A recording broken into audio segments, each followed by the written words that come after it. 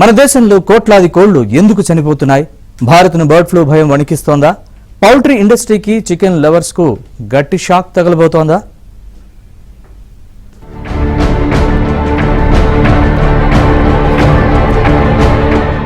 America, European దేశాల్లో bird flu విజృంభిస్తోంది. వలస పక్షుల రాకతో భారత్ లోకి ఎంటర్ అయింది. ఏపీ, తెలంగాణ, మహారాష్ట్ర, కేరళ, జార్ఖండ్ లో కోట్లాది కోళ్లు చనిపోయాయి. వాటిని గుంతల్లో వేసి పూడ్చారు. పౌల్ట్రీలు, ఇతర పక్షులకు సంబంధించి అసాధారణ మరణాలు సంభవించడంపై అప్రమత్తంగా ఉండాలని, భారీ సంఖ్యలో కోళ్లు చనిపోతే విషయాన్ని వెంటనే పశుసంవర్ధక శాఖకు తెలియజేయాలని అన్ని రాష్ట్రాలకు కేంద్ర ప్రభుత్వం సూచించింది. తద్వారా బర్డ్ ఫ్లూ నివారణ చర్యలు తీసుకోవడం తేలికవుతుందని తెలిపింది. ఏపీలోని నెల్లూరు, మహారాష్ట్రలోని నాగ్పూర్, కేరళలోని అలప్పుజా, జార్ఖండ్లోని రాంచీలో దీని వ్యాప్తిని గుర్తించింది. తెలంగాణలోని నిజామాబాద్ లోనూ భారీగా కోళ్లు చనిపోతున్నాయి.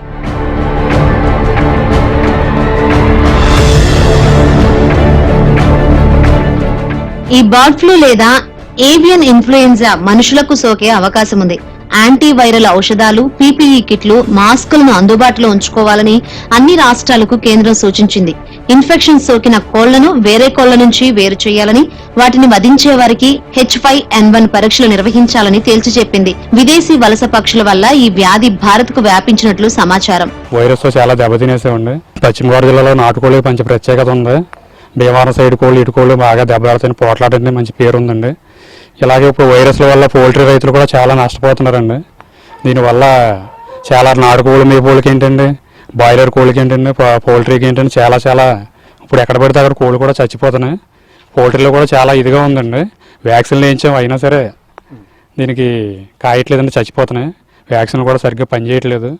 ఏంటనేది మాకైతే అర్థం అవట్లేదు. మేమైతే కోడి చచ్చిపోయిన తర్వాత డాక్టర్ దగ్గరికి వెళ్ళి కట్ చేస్తే ఒకేసారి 2-3 వైరస్లు కోడి లోపల అటాక్ అయినాయి అని చెప్పారండి. చుట్టుపక్కల అయితే ఇంకా వైరస్ ఉందండి. పౌల్ట్రీలు కూడా చచ్చిపోతున్నాయి. పౌల్ట్రీ రైతులు కూడా చాలా నష్టపోతున్నారండి. స్ప్రేలు అనగా, వ్యాక్సిన్లు అనగా, మెడిసిన్ అనగా అన్ని వాడుతున్నాం.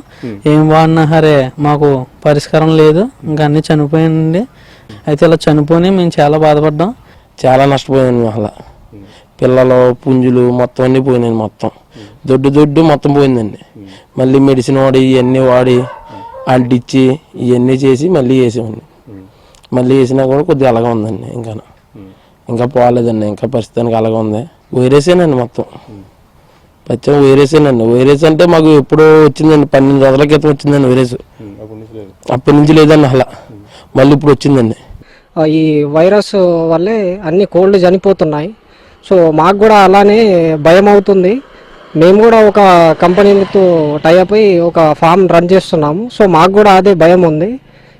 ఇలాంటి అందరు నష్టపోయిన ఫారాలకి అందరికి కూడా ప్రభుత్వం కొద్దిగా ఆదుకోవాలని మేము రిక్వెస్ట్ చేస్తున్నాము.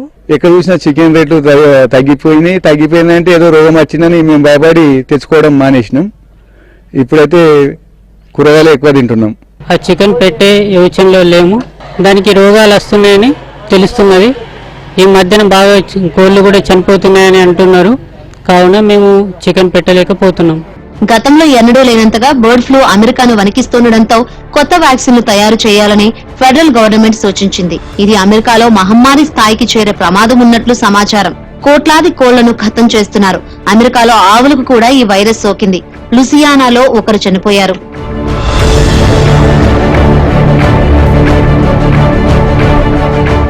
బర్డ్ ఫ్లూ అనేది ఒక అంటువ్యాధి. 100 ఏళ్లుగా ఉంది. ఇప్పుడు అత్యంత ప్రబలంగా ఉన్న H5N1 వైరస్ ను తొలుత 1996లో చైనాలో గుర్తించారు. తర్వాత ఇది ఇతర ప్రాంతాలకు వ్యాప్తి చెందింది. ఇది రోజుల వ్యవధిలోనే పక్షులు, కోళ్ల మందలకు సోకుతోంది. పక్షుల రెట్టలు, లాలాజలం, కలుషితమైన ఆహారం, నీటి ద్వారా ఇది వ్యాపిస్తోంది. మనుషులు కొన్ని జాగ్రత్తలు తీసుకుంటే బర్డ్ ఫ్లూ వ్యాపించకుండా ఉంటుంది. బర్డ్ ఫ్లూ మనుషుల ప్రాణాలు తీయలేకపోవచ్చు గాని సోకుతుంది, ఇబ్బంది పెడుతుంది. అందుకే పౌల్ట్రీలో పనిచేసేవారు, పక్షులతో ఎక్కువసేపు గడిపేవారు పీపీఈ కిట్లు ధరించాలి.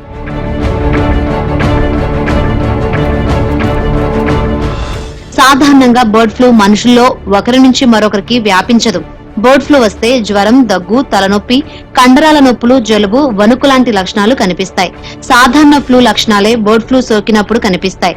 బర్డ్ ఫ్లూ విజృంభించినా చికెన్, ఎగ్స్ తినవచ్చు.